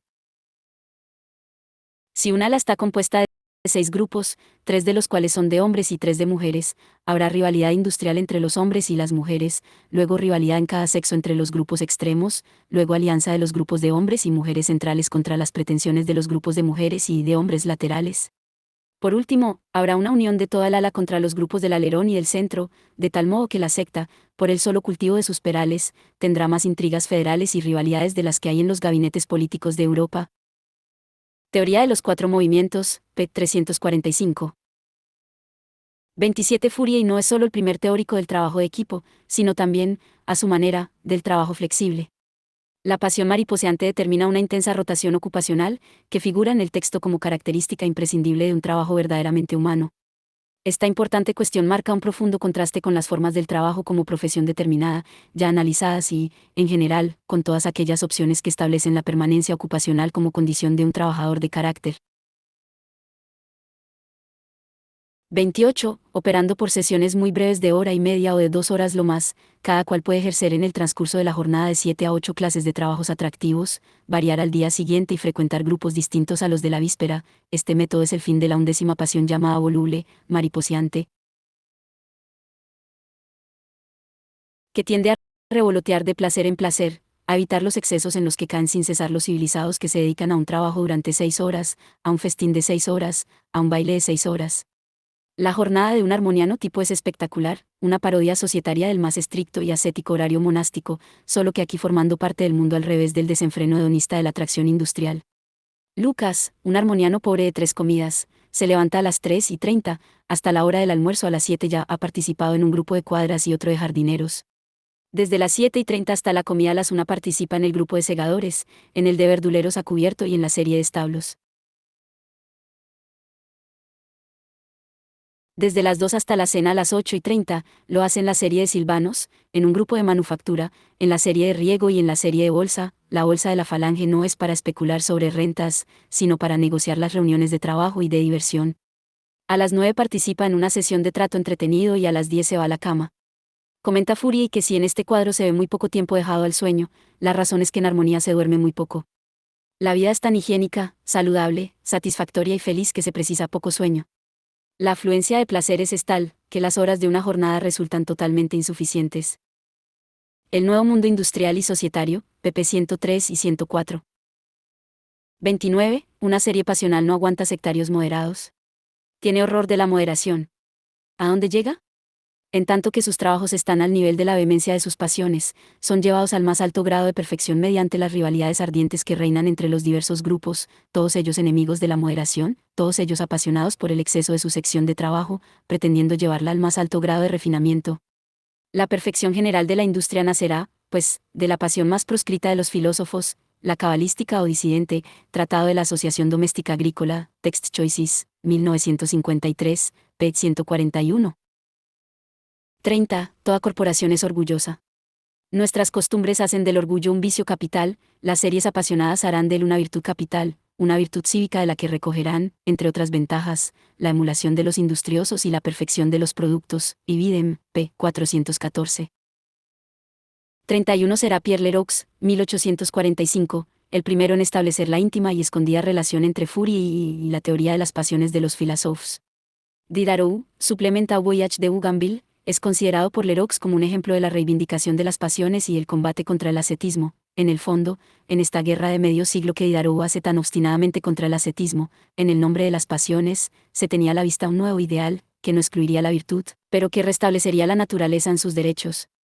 Contra la civilización, Diderot se convierte en el defensor de todas las pasiones, y Fourier, según Leroux, se nutre de este legado que combina, en su espíritu, con el principio de la atracción. Virard, 1997, p. 383. 32 para la tesis de la formación, a principios de la década de los 30, del movimiento obrero francés, CFR Sual, 1992. El primer ministro de Luis Felipe, Guizot, afirma en 1831, la Revolución de Julio solo planteaba cuestiones políticas, solo cuestiones de gobierno. La sociedad no estaba en absoluto amenazada por estas cuestiones. ¿Qué ha ocurrido desde entonces? Se han planteado las cuestiones sociales. Los disturbios de Lyon las han suscitado, las disputas sobre la sociedad se han unido a las cuestiones políticas, y hoy tenemos dificultad para construir un gobierno y defender una sociedad. Cid por Sual, 1992, p. 288. 33 para conocer los círculos culturales que frecuentó Fourier y, en concreto, sus escarceos teosóficos. CFR Bichard, 1986, parte I, Provincial Autodidact. 34. La comunidad se funda en la igualdad absoluta de todos sus miembros, el que aporta un capital considerable, el que trabaja mucho o el que se distingue por su talento, no es mejor retribuido que aquel otro que nada ha proporcionado, el perezoso, el incapaz. La asociación admite una jerarquía basada en las desigualdades y la diversidad de aptitudes y facultades. Cada uno es retribuido proporcionalmente a su concurso a la obra general. La comunidad es reticente con las superioridades, tiende a rebajarlas hasta un nivel aplastante, suprime toda emulación. La asociación favorece el libre desarrollo de los individuos y su movimiento ascendente. En lugar de suprimir toda especie de distinción y de privilegios, los multiplica hasta el infinito y los pone a disposición de todos, considerant, expacician abrege du système palansterien de Fourier. p. 27. Este tipo de desarrollo hay que enmarcarlo en la aguda polémica entre fourieristas y comunistas, propia de la década de los 40. 35 La política formal se adelgaza y difumina. Nos referimos de nuevo a considerant, cuando se realiza la constitución natural de la soberanía, el gobierno del pueblo por el pueblo, es decir, cuando la política es la soberanía efectiva del pueblo mediante un sistema de democracia directa. La política como sistema de leyes positivas, como un espacio de orden y represión, desaparece ante la libertad espontánea e ingenua de un pueblo armonioso y armonizable que se gobierna a sí mismo sin personas interpuestas o delegaciones de poder. El problema político, facciones de partido y confrontación política, lucha por el poder, autoritarismos, se resuelve definitivamente y, a la vez, lo hace el problema social. Todo gobierno representativo, incluido el republicanismo democrático revolucionario del 48, es gobierno, exterior, a la voluntad colectiva. La expresión de esta voluntad se produce mediante una democracia directa que funciona mediante la superposición de ámbitos de decisión cada vez más extensos, desde la voluntad del falansterio a la voluntad nacional. Un sistema agregado de expresión directa de la voluntad popular, CFR considerant. La salucia noble gouvernement direct du peuple, pp 42 y SS. 36. En el régimen seriario, series industriales, dice considerant, los hombres son solicitados a cada instante por una multitud de placeres y de trabajos atrayentes, no tienen más que el embarazo de la elección. Como aman mucho la variedad, pasan con frecuencia de un objeto a otro y gustan, sucesivamente, de todos los gozos físicos, morales, psíquicos, intelectuales que la providencia ha reservado a la naturaleza humana. De esta manera no se cede ni la moderación en todas las cosas resulta de la afluencia de los placeres. E insiste, la moderación es la consecuencia natural de la sobreabundancia de los placeres. El exceso es propio de una vida de carencias, en la que obra un principio de compensación desafortunado. Esta corrección del exceso fourierano, la moderación por la posibilidad cierta de saturación, hace exclamar a considerant, resultado magnífico este pleno acuerdo de la razón y de las pasiones. Expacician abrege, pp 42 y 43, en el apartado significativamente titulado, La moderación universal. 37. Jacques Rancière, 1988, pp 9 a 10, expresa bien el espíritu ascético del socialismo emancipacionista. Emancipado es aquel que vive en la coincidencia de dos claridades, en el esfuerzo por hacer coincidir para él y para todos el descubrimiento singular, individual, de la emancipación intelectual y la experiencia fugaz de las grandes jornadas de la emancipación colectiva. El emancipado no es, ante todo, alguien que milita por una causa, es, sobre todo, alguien que cambia su manera de ser, que opera una estilización de su conducta. La emancipación no conoce, por lo tanto, la separación de lo individual y lo colectivo. La luz no se divide. El poder mismo reside en el esfuerzo individual por avanzar en el conocimiento, en el ardor por propagar las ideas emancipadoras, en la entrega por dirigir una huelga u organizar una asociación de producción.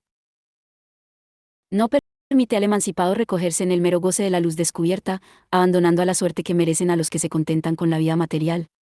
La misma luz ilumina y quema, el goce de la emancipación obliga al dolor del sacrificio. 38. Las últimas frases deben entenderse como una referencia al contexto histórico en el que se planteó la polémica de la alienación en los círculos marxistas. Surge esta cuando se conocen, tardíamente, los manuscritos de Juventud. Solo entonces la cuestión de la alienación alcanza una verdadera relevancia.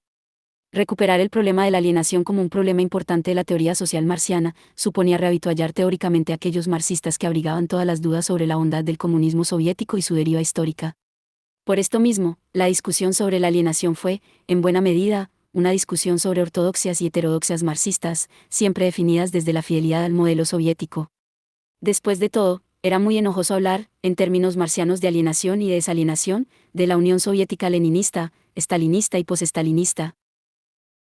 39. Estamos en la sección séptima, las rentas y sus fuentes, en el capítulo 48, la fórmula trinitaria.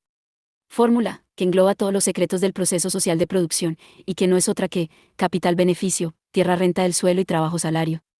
En este contexto, el de las fuentes de la renta capitalista, vuelve Marx sobre la idea del trabajo sobrante, como plusvalía, CFR.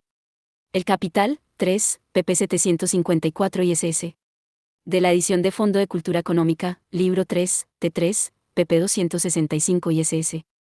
Ed de Acal, libro 3, volumen 8, pp. 1037 ISS. Es de siglo XXI de España. 40. Esto conectaría, de algún modo, con el famoso eslogan con el que Marx define el núcleo de la sociedad comunista en la crítica del programa de Goussa, cada uno según sus capacidades, a cada uno según sus necesidades. En esta afirmación las necesidades, en un sentido muy amplio, no están en absoluto tasadas. 41. Permítaseme una amplia cita del texto que nos ocupa, para facilitar al lector la comprensión de lo que afirmamos. En efecto, el reino de la libertad solo empieza allí donde termina el trabajo impuesto por la necesidad y por la coacción de los fines externos, queda, pues, conforme a la naturaleza de la cosa, más allá de la órbita de la verdadera producción material, a medida que se desarrolla, el hombre civilizado, desarrollándose con él sus necesidades, se extiende este reino de la necesidad natural, pero al mismo tiempo se extienden también las fuerzas productivas que satisfacen estas necesidades. La libertad en este terreno solo puede consistir en que el hombre socializado, los productores asociados, regulen racionalmente su intercambio de materias con la naturaleza, lo pongan bajo su control común en vez de dejarse dominar por él como por un poder ciego, y lo lleven a cabo con el menor gasto posible de fuerzas y en las condiciones más adecuadas y más dignas de su naturaleza humana. Pero con todo ello, siempre seguirá siendo este un reino de necesidad. Al otro lado de sus fronteras comienza el despliegue de las fuerzas humanas que se considera como fin en sí, el verdadero reino de la libertad, que sin embargo solo puede florecer tomando como base aquel reino de la necesidad. La condición fundamental para ello es la reducción de la jornada de trabajo. El capital, 3, p. 759, fc. 3, t3, pp 272 a 273, acal. 3, volumen 8, p. 1044, siglo XXI. 42. José Antonio Noguera rastrea, en un importante estudio ya citado, las dimensiones del trabajo del reino de la libertad desperdigadas en la obra de Marx. Lo que volvería a subrayar la permanencia de la idea de un trabajo feliz en nuestro autor. Noguera cree poder destacar 3, trabajo como actividad orientada a un fin, dimensión cognitivo-instrumental o teleológica, trabajo como interacción social y comunicación, dimensión práctico-moral o social, y trabajo como autoexpresión práctica del ser humano, dimensión estético-expresiva, Noguera, 2002, p. 151. 43. Frank y Fritz y Manuel, estudiosos del pensamiento utópico europeo, son de este parecer e insisten en las complejas relaciones que, tanto Marx como Engels, mantuvieron con respecto a sus predecesores utópicos. Esta complejidad, no exenta de contradicciones, atraviesa su obra, pese a todas sus críticas, al utopismo, se detectan sentimientos ambivalentes. Esta tesis vendría a corregir el simple y radical abandono efectivo de la perspectiva utópica por un definitivo socialismo científico, que convertía todo el utopismo socialista de la primera mitad del siglo XIX en precedente que, si cumplió una misión transitoria, terminó por ser totalmente prescindible y estar plenamente superado. Hay partes muy importantes de la crítica del programa de Gouza. Afirman estos autores, que son de hecho una respuesta a una pregunta que el mismo Marx había formulado sobre la condición general de la sociedad comunista. Y, en este tipo de respuesta, Marx aparece, en una fecha tardía, 1875, cogido de nuevo en la telaraña utópica, Manuel y Manuel, 1981, 3, pp 226, 228 y 238. 44 Ciertamente, Fourier es en esto bien diferente de Marx.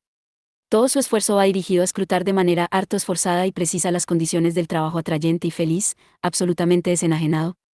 La empresa será abusiva, pero la opción es significativa. En ella Fourier alcanza su máxima estatura, y también se pierde. Marx apenas se detiene en analizar cómo será el trabajo desalienado más allá del reino de la necesidad. Pero creyó que efectivamente tenía que haber este tipo de trabajo. No puede asumir la fascinante tramoya pasional y apasionada de Fourier, pero no puede desasirse enteramente de la idea del trabajo atrayente y feliz.